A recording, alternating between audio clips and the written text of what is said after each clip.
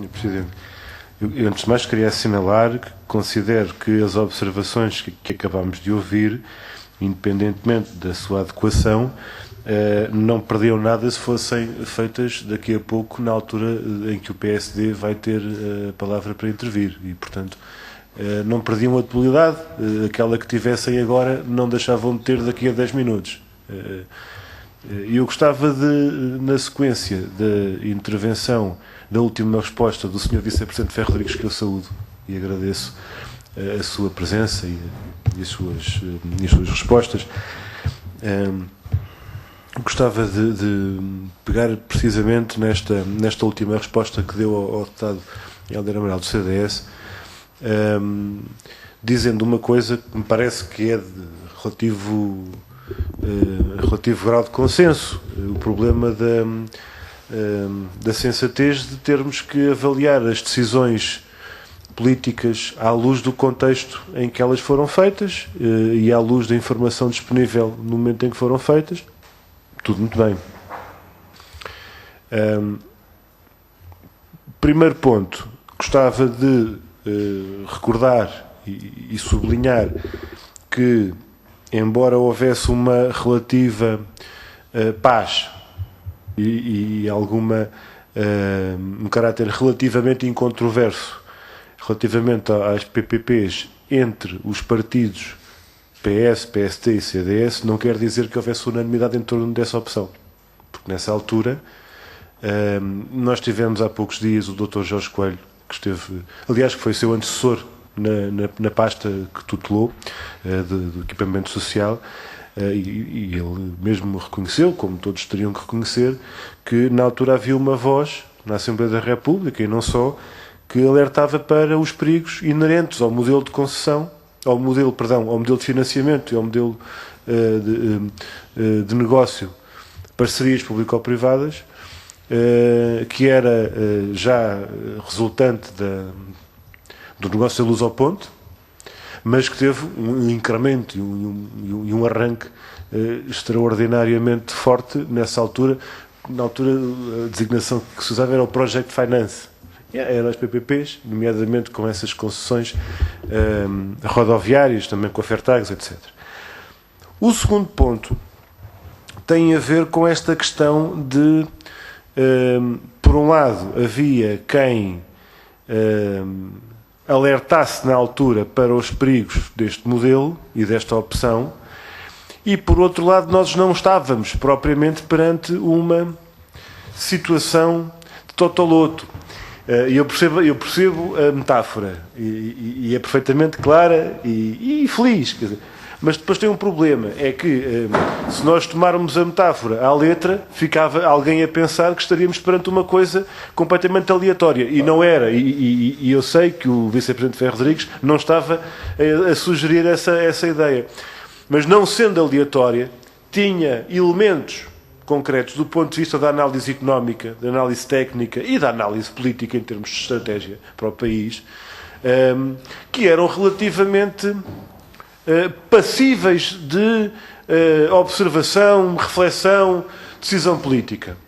E, nesse sentido, há que tirar conclusões da experiência. Ou seja, esta comissão de inquérito, na nossa perspectiva do PCP, não serve ou não deve servir apenas ou essencialmente para, como se fosse uma espécie de processo criminal para responsabilizar aqueles que com dolo tomaram decisões lesivas, tipo gestão danosa, em relação ao interesse nacional. Bom, é claro que já apurámos aqui alguns processos de decisão que tiveram contornos claramente preocupantes e condenáveis do ponto de vista político, mas para além disso também há o problema da análise e da lição e ensinamento que esta experiência que o país teve ao longo destas décadas deve constituir. Ou seja, há aquela pergunta que é: se você soubesse o que sabia, o que eu sabia na altura, faria o mesmo que eu fiz.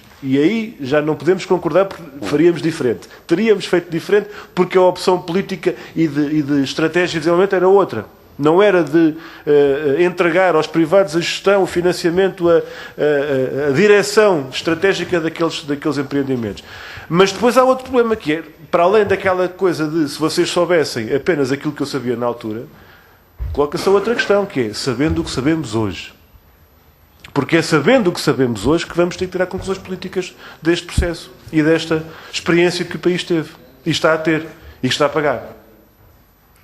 Portanto, nós não devemos manter esta ideia de associar investimento público e necessidade de infraestruturar o país numa rede viária, na ferrovia, etc.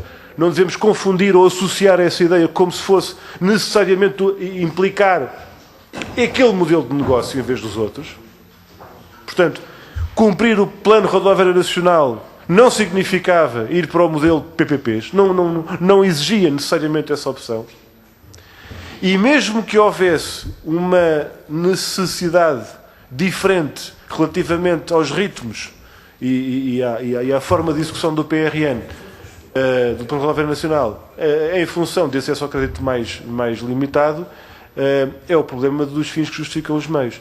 O Dr. Jorge Coelho dizia há dias que a principal razão para a opção pelo modelo de financiamento e o modelo de negócio PPPs foi as restrições colocadas pela banca, pelo setor financeiro, pela banca internacional.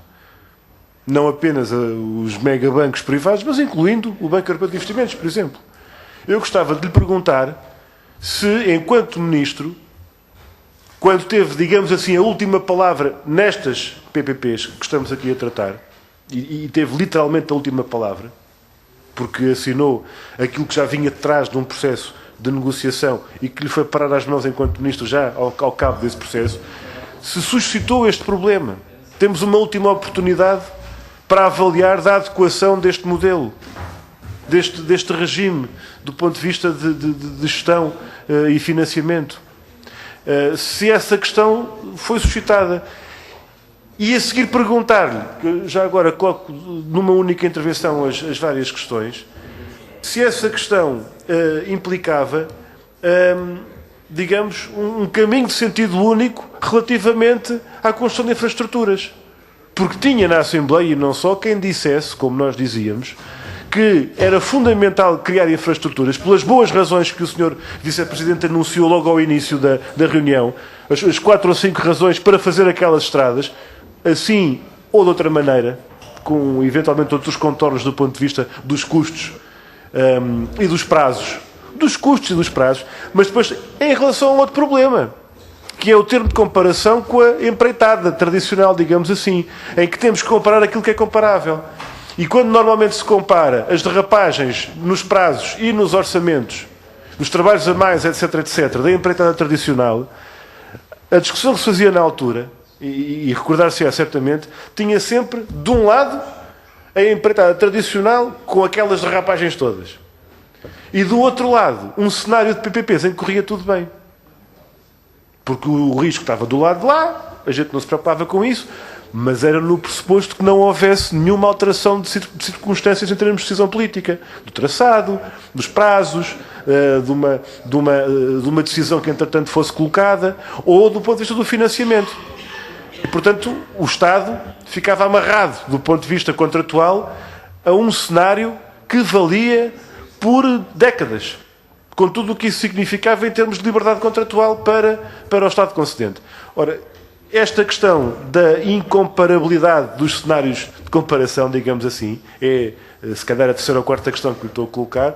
E a última questão, não sei se é a pergunta do $1 milhão, como dizia o outro, mas é esta coisa de, sabendo o que sabemos hoje, qual é o balanço que faz. Porque esta é que é a questão. Eu percebo muito bem aquilo que disse, com esta reserva da nossa parte, que é, na altura nós alertávamos que não seria assim. Não esperámos para que acontecesse. Infelizmente tivemos razão. A questão que lhe digo é, sabendo o que sabemos hoje, e a observação que faz atualmente, que conclusões é que retira desta experiência? Sabendo não o que sabia, mas o que sabe hoje. Se é que me faço entender. Muito obrigado.